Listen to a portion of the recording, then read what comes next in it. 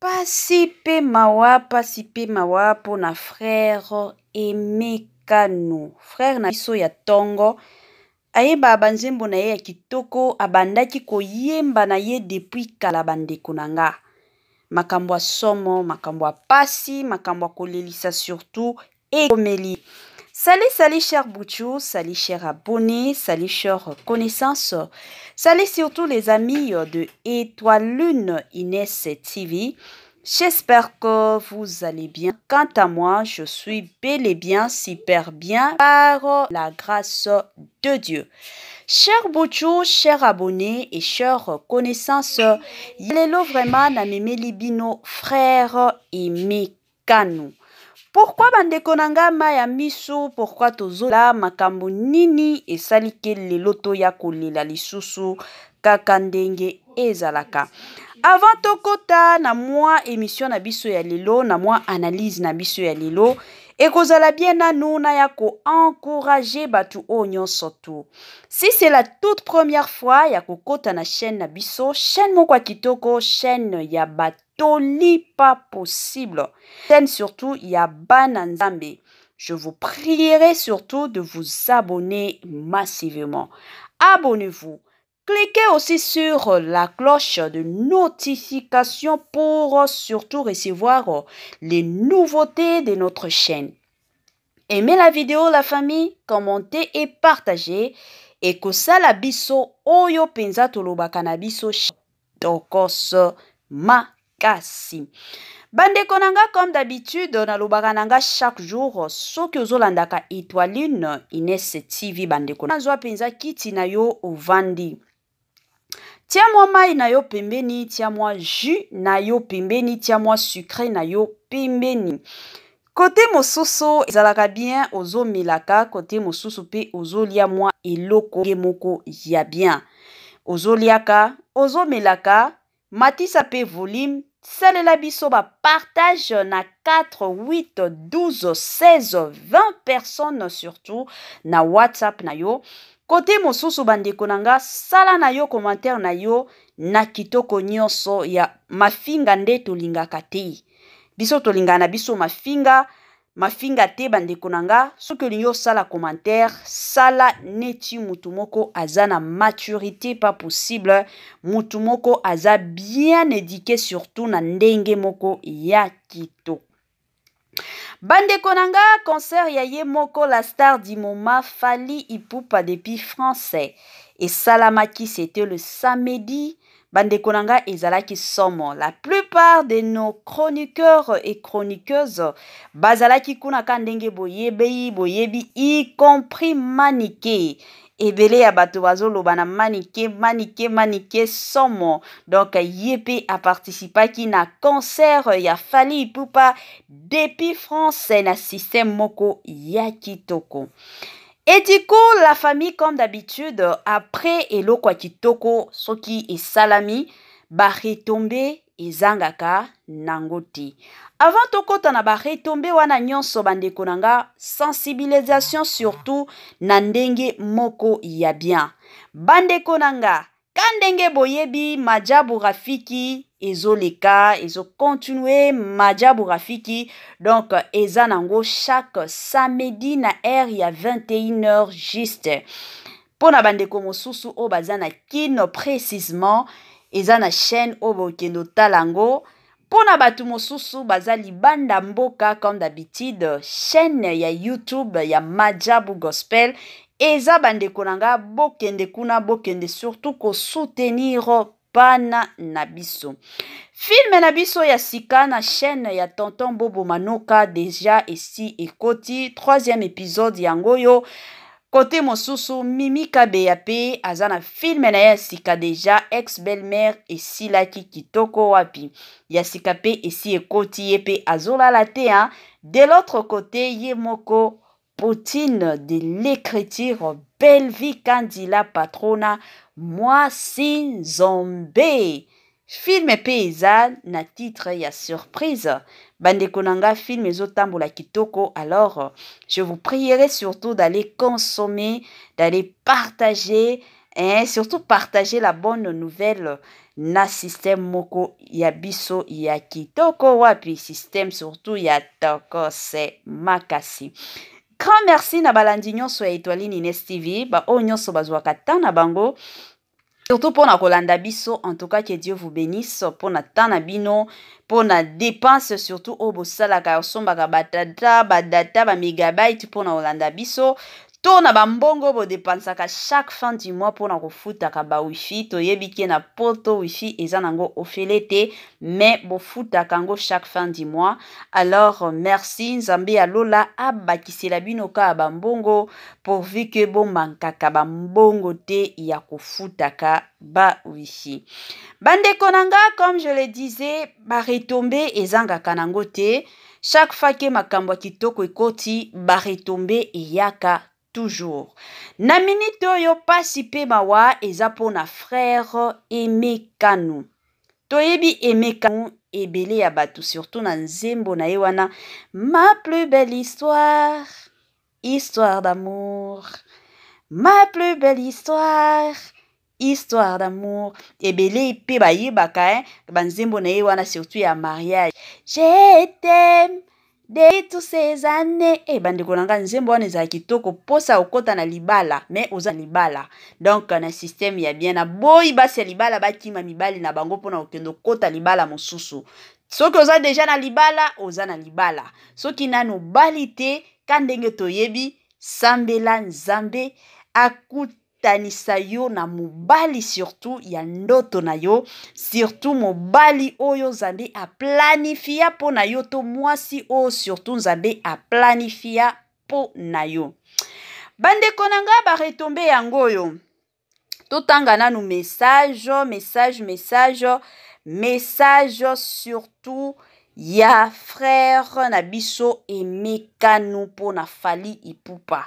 Frère Aimé Kanu ayaki bandeko nanga ko encourager kandenge zalaka, ayaki ko encourager notre star, la star du moment surtout, Fally Ipupa apesaki message, mais après message wana tant de personnes bayaki na ba propos na bango kaka ndenge ezalaka na système ya bien. Bandeko nanga message eza mwa mulai mais na otangela bino ka mwa message ya muke oyo penza esali ke bato ebele baya kofinga frère na biso Aimé Kanu. Et après ça nde na kotanga message nyonso mobimba ya frère Aimé Kanu et par là nde tokoya kosala analyse na biso na ndenge moko ya bien. Bandeko nanga toyoka nanu message et après tokoya kandenge tolobaki toyoka. Étant congolais, je tiens à féliciter Fally Ipupa pour avoir hissé le drapeau de la culture de mon pays. Dans cette salle mythique de Paris, La Défense, quoique nous ne sommes pas dans la même catégorie, mais c'est la musique congolaise qui gagne. Bandeko nanga eza message ya frère Aimé Kanu oyazo spesa pour na Fally Ipupa. To continuer. Comme nous le faisons avec le léopard, il le mérite aujourd'hui. Il est le premier artiste africain et l'un des rares au monde d'avoir atteint ces records. C'est important que nous apprenions à nous encourager plutôt de passer du temps à nous détruire.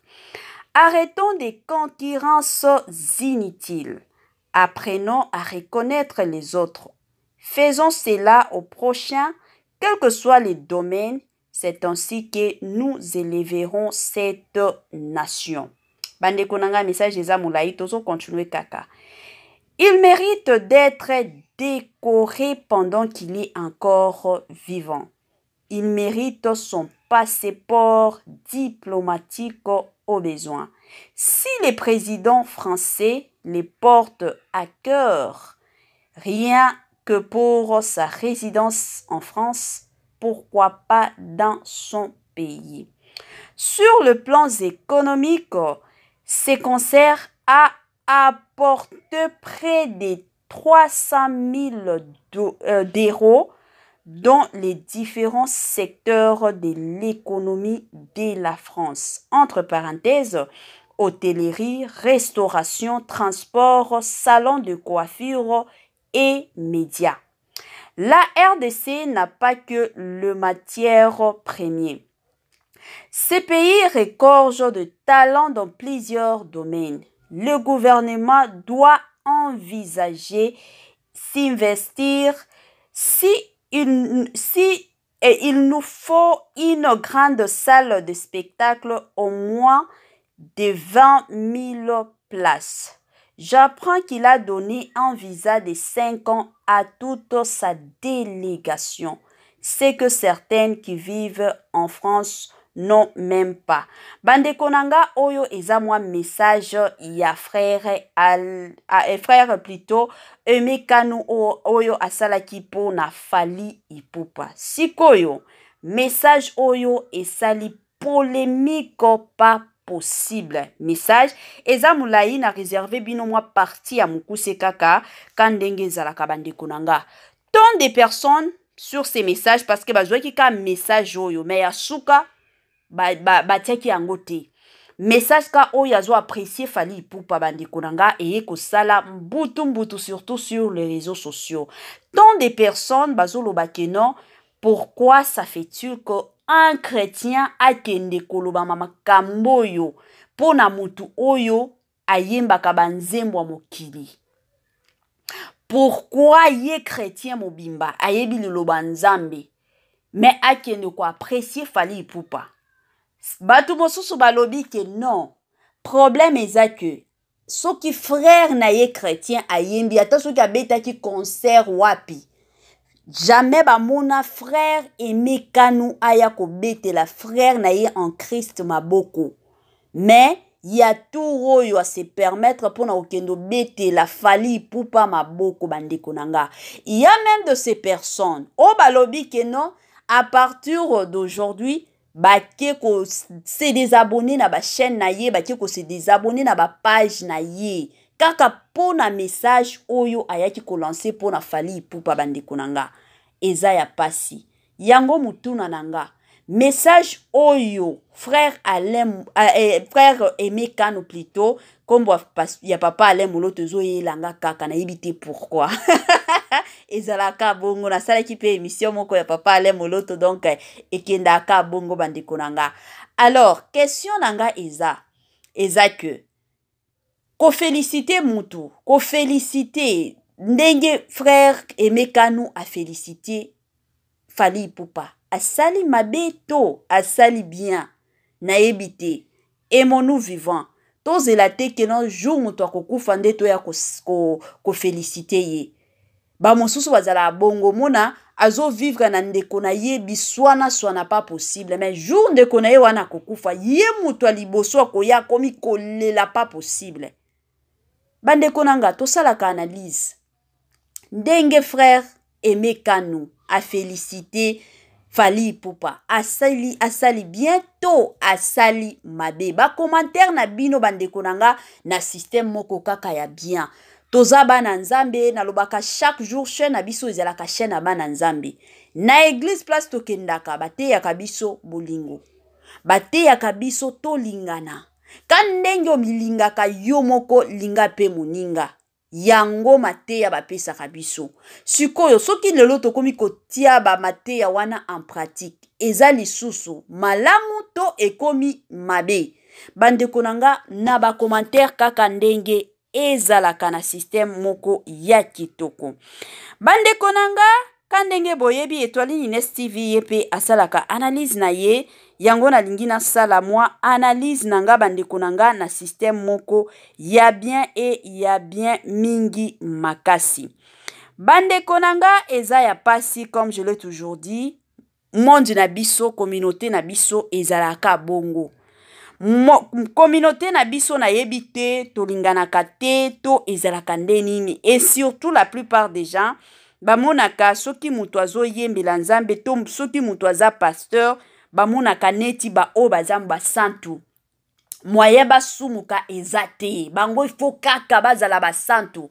Mais eloko to ignoraka eza que bango pe bazana makila bango pe bazana mai yango to ignoraka mosusu. Bande konanga kozala pasteur, cela ne signifie pas que non wana penza okomi Yesu okomi nzambe te. Oza pasteur oza ka mutu neti batu mosusu. Yango batuna kutu tomona na ba chantre na biso batuna bango pona banzemba mokili. Il y a de ces chantres baloba ouvertement et clairement que non mutu wana na yebaka ye na yokaka pe banzembo to yokaka banzembo ndenini mosusu koki kokende ozokende na shop boye batie nzembo soki ya Fally Ipupa batie nzembo soki ya Ferregola peut-être yo moko na ndako na yo otiaka ngo te mais na shop kandenge okendaka na ba alimentation kandenge tokendaka na ba salon de coiffure kandenge tokendaka esalike oyoki nzembo wana mais zana batu mosusu balobaki no na yoka yango te na yoka kango te mais to yokaka ataka na banzelo za na mutuka na yo ozokumba yo moko mona ta mutuka mosusu kuna ezobeta Ferregola ezobeta héritier Watanabe oyoka kango donc ezalaka bongo. Frère Aimé Kanou amonaki ndenge place ezalaki plein amonaki parce que ezalaki somo sur Facebook tant de personnes ba posta yango bon yepe amonaki yango ayaki a féliciter mutu ezate ke tango ayaki ko féliciter ye atika frère alobi ke non frère Fally Ipupa soki star na biso Fally Ipupa continue toujours na koyemba ba musique wana évoluer ka bongo te a féliciter ye a encourager payer ezalaka bongo et puis na suka ya message na ye oyo tant de personnes bazo ignorer oyo batu ebele batia na ba page na bango te. Bande konanga boyoka message ya frère Aimé Kanou ya suka penza message na ezalaki mulai pas possible na suka penza ya message na ye bande konanga toyoka et par ça nde tokoki kozwa conclusion na biso toyeba soki makambo oyo alobaki kandenge batu bazo finga ye kandenge batu bazo lobela ye kandenge bazo juger ye est-ce que bazana raison akoya ko juger ye to bazana raison te. Message yango bande konanga.